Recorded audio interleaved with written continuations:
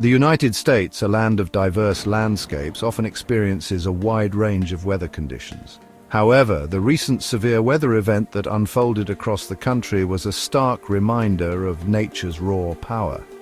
From torrential rainfall and devastating floods in the east to heavy snowfall and record-breaking cold in the north, communities across the nation grappled with the impacts of this extreme weather phenomenon. In the South, states like Kentucky, West Virginia, and Virginia faced the brunt of the relentless rainfall. Rivers overflowed their banks, transforming once familiar streets into raging torrents. The deluge left behind a trail of destruction, damaging homes, businesses, and critical infrastructure.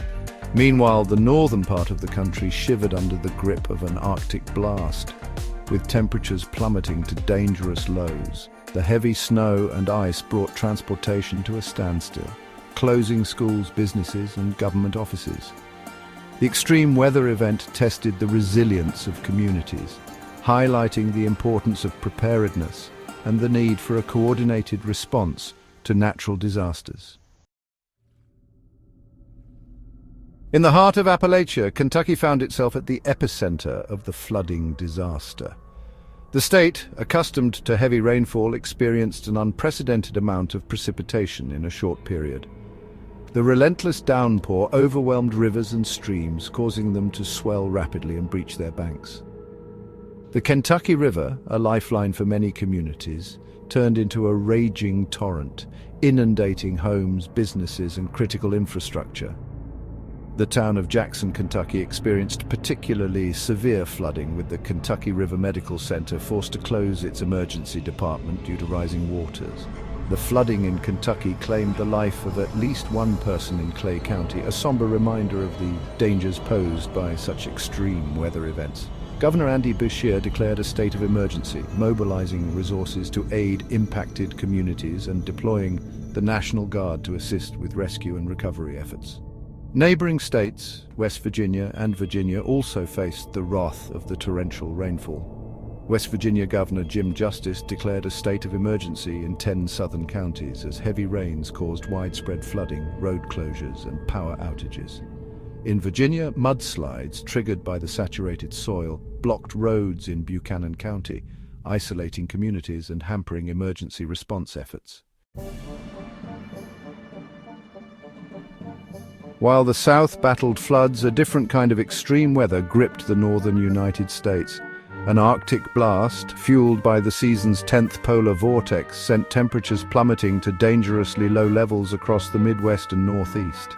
States like Nebraska, Iowa, Wisconsin, and Michigan braced for heavy snowfall and blizzard-like conditions.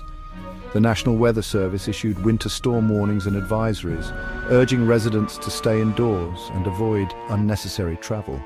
Denver, Colorado experienced its coldest temperatures in years, with the mercury dipping to a bone-chilling 14 degrees Fahrenheit.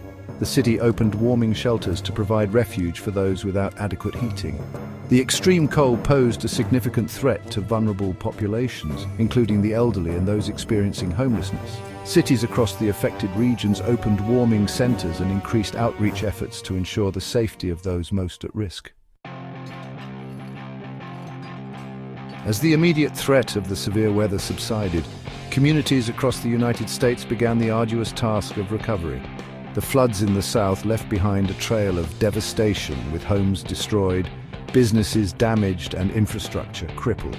In Kentucky, the governor estimated that it could take years for some communities to fully recover from the disaster. The federal government pledged support to the affected states, providing financial assistance and resources to aid in the recovery process. However, the long-term impacts of this extreme weather event will likely be felt for years to come.